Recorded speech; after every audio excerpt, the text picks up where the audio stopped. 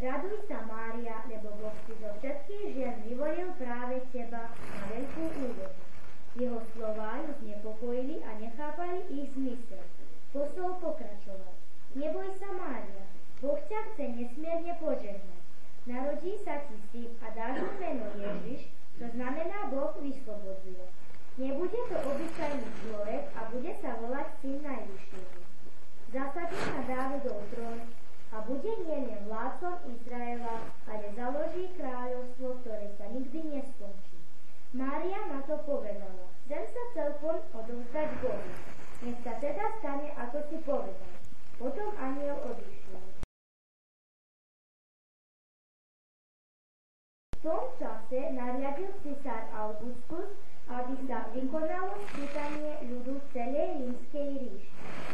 Prvý súpis sa konal, keď bol rímskym miestodržateľom Cyril Quirinius.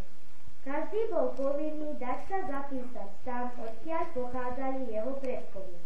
A Jozef s Máriou, ktorá už bola vo vysokom stupni tehotenstva, sa vydali na cestu. Putovali z galilejského Nazareta do judského mestečka Betlehema, rodiska kráľa Dávida, lebo Jozef pochádzal z jeho rodu.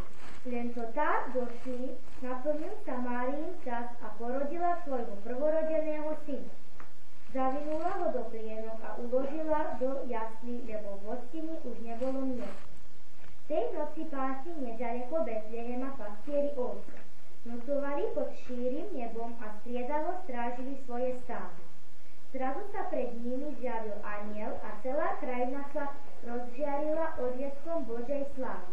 Nesmierne sa vyľakali, ale anjel ich upokojil. Nebojte sa, nesiem vám radosnú správu, z ktorej sa môžu tešiť všetci ľudia.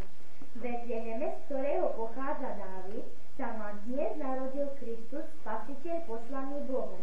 Ako ho poznáte? Nájdete dieťa zavinuté v plienkach a ležiace v jasliach. Potom sa k anjelovi pripojili ďalší anjeli, celé zástupy nebeského vojska.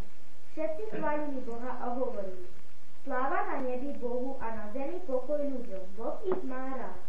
Len čo sa anjeli vrátili do neba, pastieri sa rozhodli: poďme do Betlehema a presvedme sa o tom, čo nám oznámil Pán.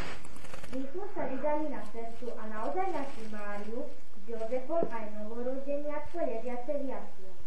Potom, keď to videli, rozprávali všade, čo zažili, a to im anjel povedal o dieťaťu. Všetci, čo ich počúvali, sa čudovali. Mária si to všetko uchovala v srdci a premýšľala o tom,